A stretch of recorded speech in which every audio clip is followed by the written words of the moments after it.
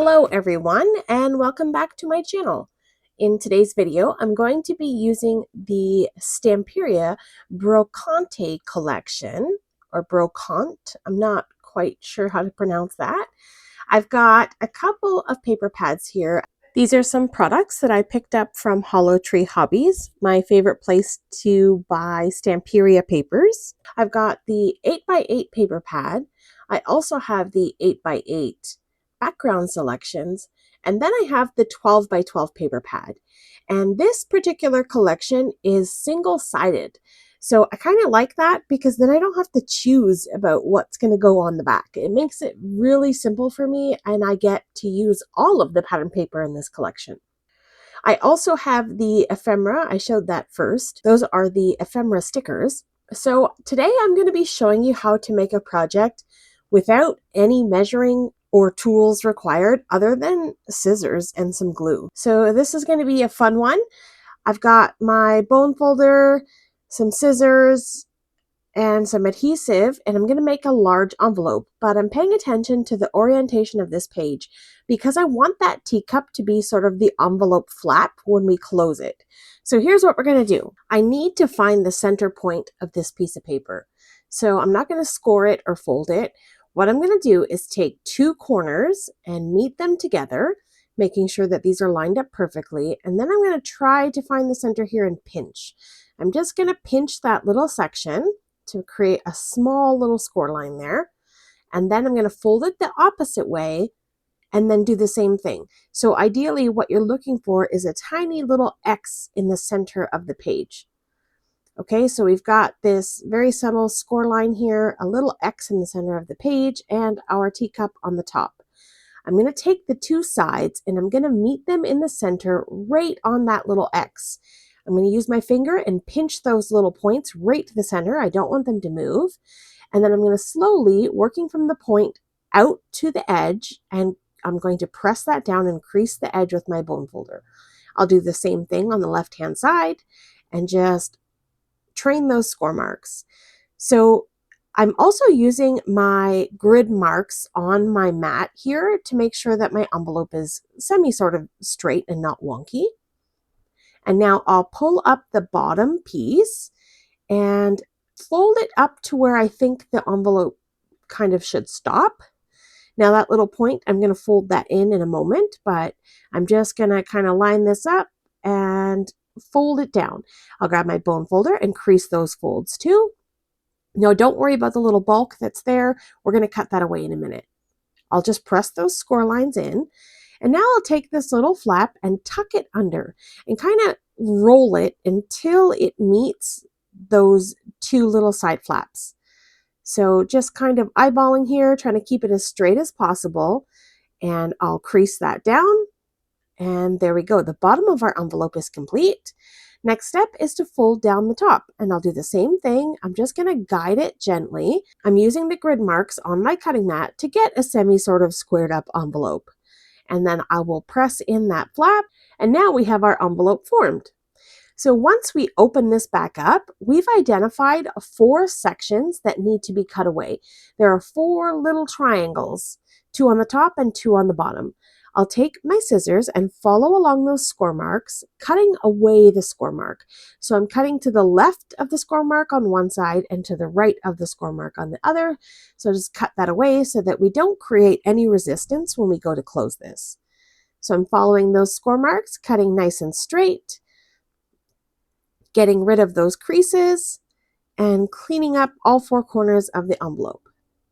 This is probably the most simple and easy envelope that you'll ever make. And then when it's done, it absolutely looks perfect. I really love the way this turns out. It will take a little bit of practice a couple of times trying to make sure that it doesn't end up wonky and not sort of at 90-degree angles. So practice with some paper that you don't care about first. All right, so all of those triangles are cut away. Now I'll take some adhesive and I'm going to seal down this little flap. I'll get that out of the way. I'll fold in my 2 flaps on the right and left, and then I'm going to apply adhesive just down the bottom and sides of this flap here, and then I'll fold it up and press it into place. Look at that, a perfect envelope. Very nice and neat and clean. Looks lovely. Okay, so the next thing I'm going to do is just come in and trim these sides a little bit. I like them to be just slightly angled. It kind of gives it more of a professional look. If you see envelopes at the store, these are not sort of right to the very edge. There's always a slight angle here. So I kind of like doing that. Just trim that away, create that little angle.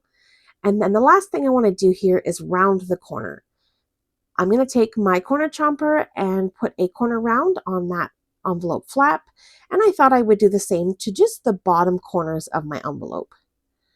And then there we go. We have a perfect extra large envelope. Love the way this turned out. Super easy, no complicated measurements here. And all I did was use one piece of 12 by 12 paper.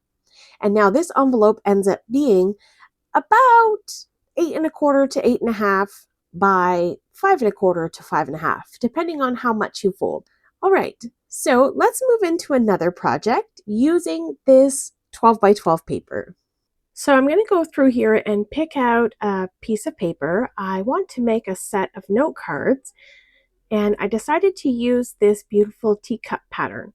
So I'm going to take this to my trimmer and I'm going to cut it up so I get 6 panels for 6 cards. So I'm going to pop this in my trimmer and I'm going to first cut it in half at 6 inches. And then I'm going to cut each piece down to 4 inches. So I'll end up with 6 pieces that measure 4 by 6 inches. So my note cards are going to be 5 by 7. So these are going to be the background panels for those cards. The next thing I'm going to do is flip through this bunch of cardstock I have. I have some pre-cut shimmer panels. I'll grab my card bases first. I grabbed 6 of those. And then I'm going to take a look at these shimmer panels and decide which color that I want to use as a background to make a border around my panel. I decided on this sort of bronzy gold color, and I thought that was nice. So I pulled out 6 sheets of those. And I'm going to cut those down so that they just have a small border peeking out behind my card panel. So these are 5 by 7, these pieces, and I'm just taking a look at the panel against the card base and deciding on how big I want my border to be of my white card base. So I'm going to pop these pieces into my trimmer and I'm going to cut them down to 4¾ by 6¾ So it will give me a 1/4 inch border all the way around this card base. And then we'll have a nice layer of that shimmery gold in behind the pattern paper. So I like the way that looks. I decided I want to emboss that gold shimmer cardstock. So I grabbed a large embossing folder from Spellbinders, and I'm just going to run that through my Gemini Junior die cutting machine. And to do this, I just need 2 of my clear plates. I don't need anything else. This is not a 3D folder. It's just a regular embossing folder. And I love the detail that this provides. Really, really pretty. It will create a nice texture for my card. So I'm going to apply some adhesive, and I want to make sure I get the adhesive all the way around the edges of that cardstock. And then I'll layer this up onto my card base, making sure I have the same amount of space all the way around. And that looks good. And I just want to take a moment to admire this shimmery texture that we've started on this card project, and we're not even done. So I'm going to go ahead and apply adhesive to all of my cards, glue down all those panels, and then I'm going to take the pattern paper panel and glue those down and adhere those down to the center of the card. And I'm doing the same thing, making sure I get the adhesive right to the edge and then centering that panel up onto the card base. And voila! So pretty. I love the texture that we've got going on and this really sort of vintage teacup design. And I've got all 6 of my cards done. And the next thing I'm going to do is pull in some of the ephemera that came with this collection. The ephemera that I've got are some shimmer stickers, and I wanted to just kind of dig through and see what was in here, and I decided to pick out 1 piece per card. I've got some vintage style lamps, some pretty teacups, and a bunch of stuff. So I'm just going to dig through the ephemera, pull out the ones that speak to me, and put them on the card that I think it suits. Once I've got all my pieces picked out, I decided not to peel the sticker backing off of them, but rather take foam squares and pop each of the elements up. I thought it would create a nice little separation and give some dimension to this card and just add a little something extra. So I'm going to pop all these little pieces up with some foam squares, pop them onto the cards, and then I'm not going to do anything else. I'm super happy with these cards. No other things needed. This card can be for anything. It can be a thank you or a birthday, whatever you want it to be. If you want to add a sentiment, you can. I'm going to leave them just like this. I really, really love the way these turned out. So here are all of the cards that I made. I've got 6 cards in total. Some have birds on them, some have lamps. One has this teddy bear and presents, teacup, and a dress form. Really, really pretty. And I also have the envelope that I created in the first part of this video. Now, because I have dimension on my cards, only 3 of them will fit in this envelope. So if you wanted to give this away as a gift, you could make the envelope that I had spoke about earlier. And I have another envelope that I made as my practice run, and I'll put the other 3 cards in there. And then there we go. We've got 3 cards in each of these large envelopes.